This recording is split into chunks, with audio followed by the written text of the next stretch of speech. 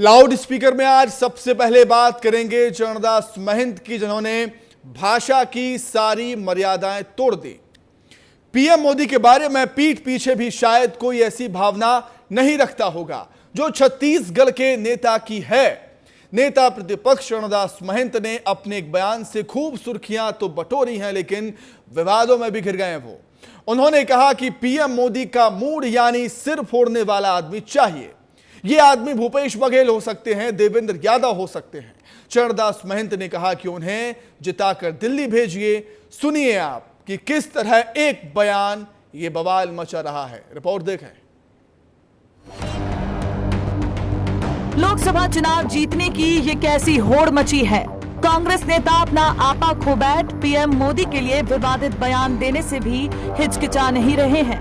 ये है छत्तीसगढ़ कांग्रेस नेता चरणदास महंत, जो पीएम मोदी के खिलाफ लाठी डंडा पकड़ने के लिए तैयार हैं।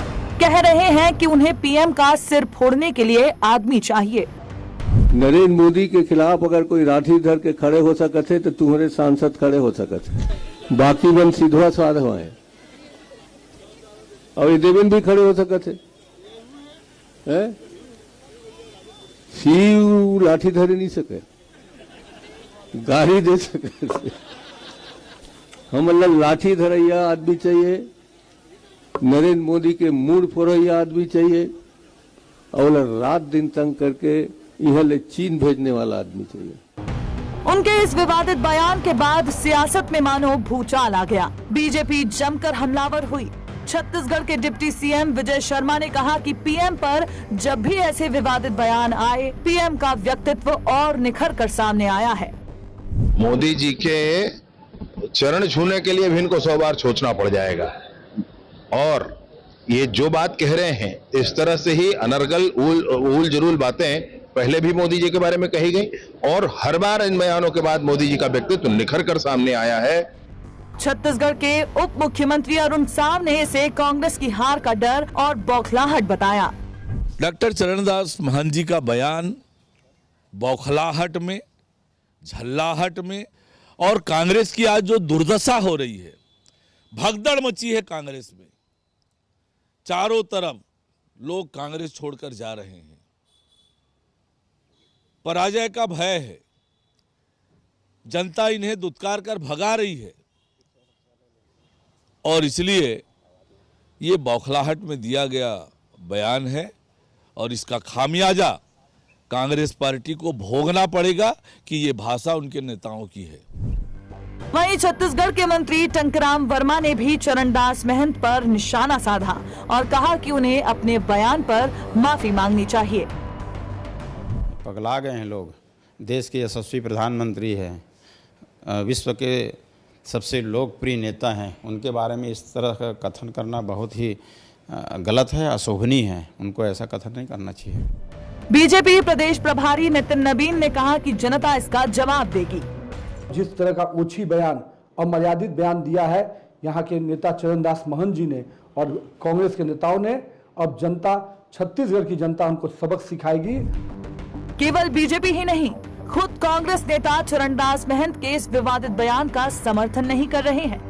मध्य प्रदेश कांग्रेस अध्यक्ष जीतू पटवारी ने कहा कि कांग्रेस महात्मा गांधी के सिद्धांतों पर चलने वाली पार्टी है। जिन्होंने ये कहा है, उनको अपने शब्द वापस लेने पड़ेंगे। कांग्रेस पार्टी महात्मा गांधी के सिद्धांत पे चलने वाली पार्टी है। ये लट डंडे और इस तरह की भावना, हिंसा के हम कर ही नहीं सकते हैं। अगर उन्होंने कहा तो उनको वापस अपने शब्द भी लेना पड़ेंगे। क्या ये कांग्रेस का चुनाव से पहले ही सेल्फ गोल है? क्योंकि जब जब कांग्रेस ने पीएम के खिलाफ विवादित बयान दिए हैं, नुकसान पार्टी को ही हुआ है। पीएम के खिलाफ दिए गए विवादित बयान की एक लंबी फहरिस्त है। 2014 में सलमान खुर्शीद ने पीएम मोदी को राक्षस कहा था। मणिशंकर अय्यर ने उन्हें चाय वाला कहा। मणिशंकर अय्यर उन्हें नीच इंसान तक कह चुके हैं। मल्लिकार्जुन खड़गे पीएम मोदी को रावण कह चुके हैं। खड़गे उन्हें जहरीला सांप भी बता चुके हैं। राहुल गांधी ने चौकीदार चोर का नारा तक दिया था। टीचर उसके पास था, मेरे पास गुलाल। जो भी जिसके पास था उसने दिया उछाल। चुनाव से पहले पीएम मोदी पर दिए गए विवादित बोल क्या कमल के फूल की तरह बनकर उभरेंगे, ये आने वाला वक्त ही बताएगा। ब्यूरो रिपोर्ट, विस्तार न्यूज। तो चरणदास महंत के विवादित बयान पर सीएम विष्णुदेव साय की भी प्रतिक्रिया सामने आ चुकी है। उन्होंने कहा कि देश की जनता ने इस मुकाम पर पहुंचा दिया है कि आज जो पीएम पर विवादित टिप्पणी कर रहे हैं वो नेता प्रतिपक्ष बनने की स्थिति में भी नहीं थे। सुनिए। चरणदास महंत जी ने जो हमारे यशस्वी प्रधानमंत्री जी के लिए कहा है, तो मैं कहता हूं कि मैं भी मोदी का परिवार हूं और पहला डंडा मुझे मारे। और इस बार छत्तीसगढ़ की जनता बिल्कुल बर्दाश्त नहीं करने वाली है। छत्तीसगढ़ का एक भी सीट कांग्रेस को लेने नहीं देंगे। पूरी 11 की 11 सीट भारतीय जनता पार्टी जीती। और हमें कहते हैं कि पहले भी प्रधानमंत्री जी को अनेकों तरह से गाली दिया गया कि देश का चौकीदार चोर है, मौत का सौदागर, और इसका खामियाजा कांग्रेस पार्टी को भुगतना पड़ा। 2014 में मैं भी था पार्लियामेंट में। देश की जनता ने इस मुकाम पर पहुंचा दी कांग्रेस को कि नेता प्रतिपक्ष बनने की स्थिति भी नहीं। अब आपको जरा बता देते हैं कि आखिर चरणदास महंत हैं क्या। कांग्रेस के वरिष्ठ नेता हैं चरणदास महंत। केंद्र सरकार में वो मंत्री भी रह चुके हैं। कांग्रेस के सीनियर लीडर माने जाते हैं चरणदास महंत। केंद्र सरकार में वो मंत्री भी रहे हैं। जी हां, छत्तीसगढ़ विधानसभा के अध्यक्ष भी रह चुके हैं चरणदास महंत। 1998, 1999 और 2009 में सांसद रहे चरणदास महंत। कांग्रेस संगठन में अलग अलग पदों पर जिम्मेदारियां वो संभाल चुके हैं।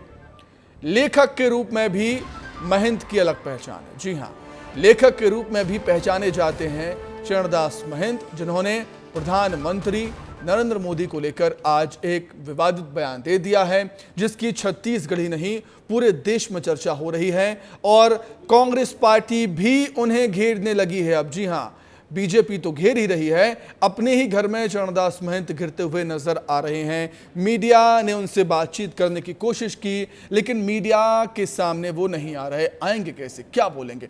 रोहित मिश्रा हमारे साथ जुड़ चुके हैं रायपुर से। रोहित का ही रुख कर लेते हैं हम। रोहित, अब कहना गलत नहीं होगा कि ये कांग्रेस को हो क्या गया है, कांग्रेस को ग्रहण लग गया है क्या? जब जब चुनाव नजदीक आते हैं कांग्रेस का कोई भी नेता ऐसे बयान दे देता है, खास तौर से प्रधानमंत्री मोदी को लेकर, कि कहीं ना कहीं उस बयान का खामियाजा पूरी कांग्रेस पार्टी भुगतती है। ऐसा हम पहले भी देख चुके हैं। रोहित। बिल्कुल सुमित, देखिए इतिहास गवाह है कि जब विपक्षी पार्टी या फिर कांग्रेस ने इस तरह का बयान दिया है तो उसे बखूबी भारतीय जनता पार्टी ने लपका है और लपकने के बाद बुनाया है और उसका फायदा भी उनको चुनाव पर मिला है। अब क्योंकि लोकसभा का चुनाव नजदीक है, लोकसभा की रण पे प्रचार प्रसार जारी है, तो कल जिस प्रकार से चरणदास महंत जो वर्तमान में नेता प्रतिपक्ष है, इससे पहले कई बड़े ओहदे पे भी कांग्रेस के रह चुके हैं, उनकी तरफ से इस तरह का बयान आया तो उसे भारतीय जनता पार्टी ने अब ये बताया कि अगर भारतीय जनता पार्टी के शीर्ष नेतृत्व और प्रधानमंत्री को लेकर अगर कांग्रेस इस तरह की बात कर सकती है तो आम कार्यकर्ताओं के साथ में षड्यंत्र रचा जा रहा है, साजिश की जा रही है। और इससे पहले भी हमने देखा कि कई बार विवादित बयान आए, लेकिन विवादित बयान को बखूबी लपका गया है। तो जो अभी कुछ दिनों पहले एक बयान बना था जिसके बाद मोदी हूं मैं, मोदी का परिवार का जो नारा है वो निकला था, जिसके बाद अब चरणदास महंत का बयान आया है और उसके बाद में उस मैं मोदी के परिवार के बाद में एक और लाइन जुड़ गई है, इसमें पहली लाठी हम खाएंगे। तो निश्चित तौर पर बिल्कुल रोहित, और लपकने वाला बयान यह है भी प्रधानमंत्री मतलब नरेंद्र मोदी बीजेपी के नेता हैं, कार्यकर्ता खुद को कहते हैं, लेकिन देश के एक बड़े सम्मानित पद पर वो विराजमान है, प्रधानमंत्री के पद पर विराजमान है। रोहित, मैं आपके पास लौटूंगा। चरणदास महंत ने क्या कुछ कहा था, दर्शकों को एक बार फिर से हम सुना देते हैं, सुनिए। नरेंद्र मोदी के खिलाफ अगर कोई राठी धर के खड़े हो सकते तो तुम्हारे सांसद खड़े हो सकते, बाकी मन सीधवा स्वाद हुए और ये देवेंद्र भी खड़े हो सकते। शिव लाठी धरी नहीं सके, गाड़ी दे सके। हम अल्लाह लाठी धरैया आदमी चाहिए, नरेंद्र मोदी के मूड फोरैया आदमी चाहिए, और रात दिन तंग करके यह ले चीन भेजने वाला आदमी चाहिए। ठीक है, रोहित लगातार हमारे साथ जुड़े हुए हैं। रोहित, अगर चरणदास महंत के बयान को गौर से सुना जाए, क्या कहना चाह रहे हैं अपने इस बयान में? क्या चाह रहे हैं? प्रधानमंत्री मोदी को क्या वो मारेंगे? अहिंसा के रास्ते पर चलने वाली पार्टी, महात्मा गांधी के सिद्धांतों पर चलने वाली पार्टी के नेता हिंसात्मक बात कैसे कह सकते हैं? हिंसा की बात कैसे कह सकते हैं? यह भी एक सवाल खड़ा होता है। प्रधानमंत्री मोदी को डंडा मारने की बात कह रहे हैं आप, रोहित। बिल्कुल, देखिए, प्रधानमंत्री नरेंद्र मोदी को डंडा मारने की बात की गई, सार्वजनिक मंच पर यह बात कह दी गई और यह वायरल वीडियो भी हो गया, जिसके बाद ऑफिशियल तौर पर कैमरे में कोई बाइट नहीं आया, लेकिन लिखित तौर पर अभी पीसीसी कार्यालय की तरफ से एक बयान उनका जारी किया गया है, जिस बयान पे वो साफ तौर पर ये कह रहे हैं, मैं एक बार बयान भी पढ़कर आपको सुनाऊंगा, लेकिन उस पे वो एक बड़ी बात कह रहे हैं कि छत्तीसगढ़िया वाद से उन्होंने इस मुद्दे को पूरा जोड़ दिया है, और जोड़ने के बाद उनका यह कहना है कि ठीकरा फोड़ने का मतलब जिम्मेदार वहन करना होता है, और जिसे छत्तीसगढ़ी में मूड फोड़ना भी कहते हैं। तो यानी कि उनका मकसद ये था, वो अब ये कह रहे हैं कि हमने तो जिम्मेदारी तय करने की बात की गई थी, जिसे छत्तीसगढ़ी में मूड फोड़ना भी कहते हैं। तो छत्तीसगढ़िया वाद, छत्तीसगढ़िया संस्कृति से भी उसको जोड़ दिया गया, और नीचे बयान को आप जब स्क्रॉल करके पढ़ेंगे तो बयान पर एक साफ तौर पे चीजें और नजर आ रही है, क्योंकि हम छत्तीसगढ़ पे, उनका साफ तौर पे ये कहना है कि हम छत्तीसगढ़ की मिट्टी पर रचे बसे लोग हैं, तो छत्तीसगढ़ी संस्कृति को, छत्तीसगढ़ी मुहावरे को तोड़ मरोड़ कर भारतीय जनता पार्टी दिखा रही है। लेकिन इस सब के बीच में सवाल यही है कि अगर सार्वजनिक रोहित, लेकिन छत्तीसगढ़ी संस्कृति से आप बच नहीं सकते। देखिए, साफ तौर पर यह है कि आप तो इसको डिफेंड कर रहे हैं, आपको सार्वजनिक मंच पर माफी मांगनी ही होगी, क्योंकि मध्य प्रदेश में जो पीसीसी चीफ हैं जीतू पटवारी ने साफ तौर पर कहा है कि उनका यह बयान गलत है, उनको माफी मांगनी चाहिए, क्योंकि महात्मा गांधी के सिद्धांतों पर चलने वाली पार्टी है कांग्रेस। आप भले ही डिफेंड कर लें संस्कृति को लेकर, छत्तीसगढ़ी संस्कृति को लेकर, लेकिन जो आपने कहा है वो गलत है। रोहित,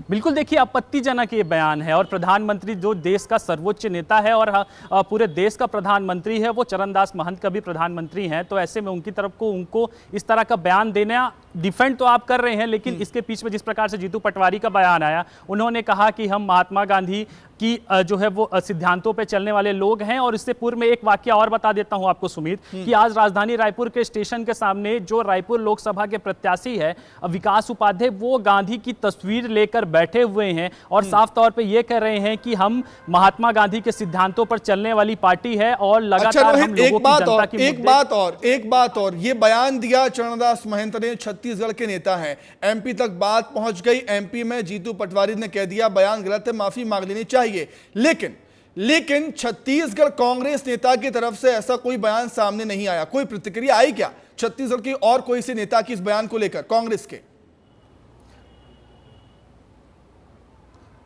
बिल्कुल, देखिए, मैंने विकास उपाध्याय जो रायपुर लोकसभा के प्रत्याशी है और वरिष्ठ नेता हैं, पूर्व में विधायक, संसदीय सचिव की जिम्मेदारी भी निभा चुके हैं, उनसे बातचीत करने पे उन्होंने भी गोलमोल घुमाना जो है वो ठीक समझा उनको, जिसके बाद से ये बयान जारी हुआ। तो कुल मिलाकर इसका नतीजा क्या निकलता है, क्या होता है जब इस तरह के बयान अगर कोई कांग्रेस का नेता और बड़ा नेता देता है, जिसकी छत्तीसगढ़ में जनता, कार्यकर्ता सब लोग सुनती है, तो उससे निश्चित तौर पर पार्टी की छवि खराब होती है और जनता के बीच में एक गलत मैसेज जाता है। तो उसको मुद्दे को बनाने के बाद अब भारतीय जनता पार्टी लगातार उसको लेकर जा रही है। लेकिन इसके बीच में जो कांग्रेस के शीर्ष नेतृत्व है वो भी इस बयान से नाखुशी होंगे, क्योंकि इस मुद्दे को इस तरह से पेश किया जा रहा है, और जब ठीक लोकसभा का चुनाव है, फूक फूक कर कदम रखे जा रहे हैं उस तरफ। रोहित, इसीलिए हम कहते हैं कि बीजेपी काफी अनुशासित पार्टी है। बीजेपी में एक अनुशासन को फॉलो किया जाता है कांग्रेस की तुलना में। मतलब आपने देखा नहीं होगा कि बीजेपी के कोई नेता इतनी बड़ी बातें कह देते हो, इक्का दुक्का चल जाती हैं वो बातें, लेकिन कांग्रेस के जो नेता रहते हैं अक्सर ऐसी बयानबाजी करते हैं। मैं एक जगह पढ़ रहा था, 1 2 3 बार नहीं, प्रधानमंत्री मोदी को पूरे 121 बार अपशब्द कहे हैं विपक्ष के नेताओं की तरफ से, कांग्रेस नेताओं की तरफ से। पूरे 121 बार प्रधानमंत्री मोदी को अपशब्द कहे गए हैं। मतलब बार बार ये चीजें दोहराई जाती हैं कांग्रेस पार्टी में। बिल्कुल, देखिए केंद्रीय नेतृत्व की तरफ से मुझे जो लगता है और जो नेता भी करते हैं भारतीय जनता पार्टी कहते हैं कि कोई बड़ा एक्शन नहीं लिया जाता, कोई बड़ी बात नहीं कही जाती, इसलिए जो कांग्रेस के नेता हैं वो डिरेल हो जाते हैं, भाषण कुछ और देते रहते हैं, उसके बीच में भाषण कुछ और दे जाते हैं। छत्तीसगढ़ में भी कई बार ये वाकया हुआ है जहां पर कांग्रेस की नाराजगी साफ तौर पर दिखती है और जो नेता है वो बोल जाते हैं। तो इसी प्रकार का वाकया जो है चरणदास महंत के साथ में हुआ। और रही बात भारतीय जनता पार्टी की, तो भारतीय जनता पार्टी में केंद्रीय नेतृत्व जो है वो तमाम चीज़ों का ब्यौरा रखता है, तमाम चीज़ों की बातें जो है वो बताता है। तो कोई भी भारतीय जनता पार्टी के नेताओं की तरफ से इस तरह का बयान नहीं आया। और आपने एक आंकड़ा भी दिया है 121 बार, और 121 बार में मुझे जहां तक लगता है कि अधिकतर बात इस बयानों का, जिस प्रकार से बयान आते हैं उसका नुकसान खुद कांग्रेस को उठाना पड़ा था। 2014 के चुनाव में इस तरह का बयान आया था, हर बार उठाना पड़ता है, हर बार उठाना पड़ता है। कहीं ना कहीं कांग्रेस को, विपक्ष को सोचना चाहिए इस मसले को लेकर। आपके सामने बीजेपी का मजबूत संगठन है, प्रधानमंत्री मोदी चेहरा है, उनसे लड़ने की कोशिश करनी चाहिए। चुनाव में कैसे रणनीति बनाई जाए उस पर सोचना चाहिए, ना कि ऐसी बयानबाजी करनी चाहिए। रोहित, बहुत धन्यवाद। रोहित, बहुत शुक्रिया आपका जुड़ने के लिए, तमाम बातचीत के लिए। आगे बढ़ेंगे। प्रधानमंत्री मोदी जब राजस्थान पहुंचे तो उन्होंने 25 की 25 सीटें जीतने का दावा कर दिया। वहीं कांग्रेस के क्या कहा है, कांग्रेस के नेताओं ने क्या कुछ कहा है वो भी आपको बता देते हैं। कांग्रेस यहां खुद को 7 सीटों पर अब तक मजबूत मान रही है और पीएम ने उन्हें उन्हीं सीट से अपने प्रचार शुरू कर दिए हैं। जी हां, उन्हीं सीटों पर पीएम ने प्रचार शुरू कर दिया। यहां उन्होंने 5 साल तक मुफ्त राशन बांटने की घोषणा कर दी। और क्या कुछ खास रहा पीएम मोदी के भाषण में, इस रिपोर्ट में देख लीजिए। अपनी ताबड़तोड़ रैलियों में जुटे पीएम मोदी जब राजस्थान पहुंचे तो वहां के स्वाद को भूले नहीं और कह डाला, राजस्थान के लोग भली भांति जानते हैं, दाल बाटी चूरमा, वोटर मारा सुरमा। राजस्थान में स्टार प्रचारकों के रूप में प्रधानमंत्री नरेंद्र मोदी जयपुर की ग्रामीण लोकसभा सीट कोटपुतली पहुंचे थे। पीएम मोदी ने जब बोलना शुरू किया तो पहले ही अपने इरादे साफ कर दिए। उन्होंने कहा कि मोदी मौज मस्ती के लिए पैदा नहीं हुआ है, बल्कि मेहनत करने के लिए पैदा हुआ है। उन्होंने आने वाले 5 साल तक मुफ्त राशन देने की भी घोषणा की। सबसे पहले पीएम मोदी के संबोधन की 5 बड़ी बातें आपको सुनाते हैं। 10 साल में जो हुआ वो तो सिर्फ ट्रेलर है, ट्रेलर।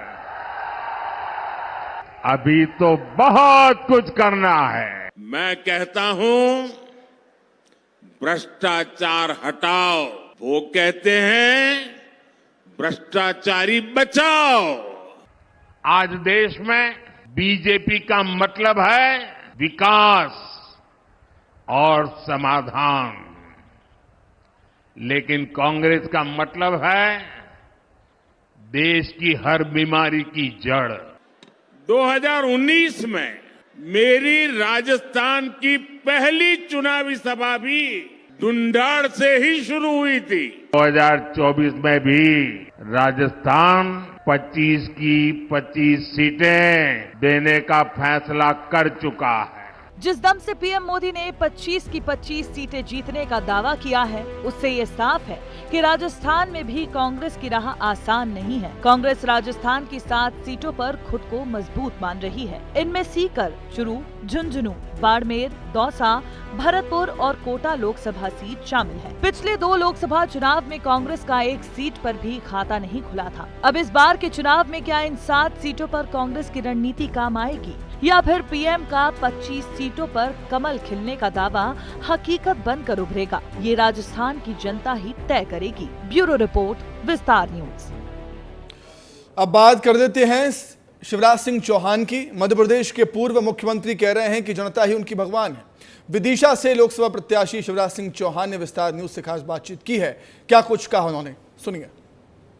हमारे साथ इस समय पूर्व मुख्यमंत्री, भाजपा के वरिष्ठ नेता और विदिशा लोकसभा सीट से प्रत्याशी शिवराज सिंह चौहान जी हैं और वो लगातार सक्रिय हैं और उन्होंने प्रचार को भी उत्सव बना दिया। तो हम जानते हैं उनसे कि आखिर क्या रणनीति है। सर, दक्षिण में आप रहे, वहाँ क्या माहौल है, क्योंकि वहाँ की सीटें जो है बढ़ना बहुत ज़रूरी है और आप वहाँ रहे, लगातार आपने वहाँ के दौरे किए। वहाँ निश्चित रूप से मैं विस्तार को बता रहा हूँ। विस्तार के माध्यम से अपनी जनता जनार्दन को भारतीय जनता पार्टी अद्भुत और अभूतपूर्व सफलता प्राप्त करने वाली है।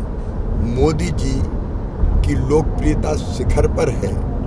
लोग उनको भगवान का वरदान मानते हैं। दक्षिण में भी, तो दक्षिण में भी हम शानदार सफलता प्राप्त करने वाले हैं। सर, यहाँ पर छिंदवाड़ा लगातार चर्चित है, छिंदवाड़ा को लेकर क्या कहेंगे सर? भारतीय जनता पार्टी शानदार बहुमत से जीत रही। इस बार 29 की 29 सीटें बीजेपी जीतेगी। छिंदवाड़ा में जनता ने ये ठान लिया है कि बीजेपी को वो जिताएंगे। सर, छत्तीसगढ़ विधानसभा के नेता प्रतिपक्ष चरणदास महंत, उनका एक बयान आया और उन्होंने कहा कि लाठी वाला आदमी चाहिए और ताकि जो है मोदी को कंट्रोल कर सके। तो इस बयान को आप किस तरह से लेते हैं? ये तो खिसियानी बिल्लियां हैं। प्रधानमंत्री जी के प्रति ऐसे शब्दों का इस्तेमाल करना इनकी दिवालिया हो चुकी मानसिकता को ही बता। तो फिलहाल यहाँ पर लाउड स्पीकर में छोटे से ब्रेक के लिए रुक रहे हैं। ब्रेक के उस पार आपको पन्ना की तस्वीर दिखाई गई जहां पर वीडी शर्मा ने अपना नामांकन दाखिल किया। उनके साथ मौजूद थी स्मृति ईरानी। उन्होंने कुछ बड़ी बातें कही हैं, वो आपको बताएंगे छोटे से ब्रेक के बाद।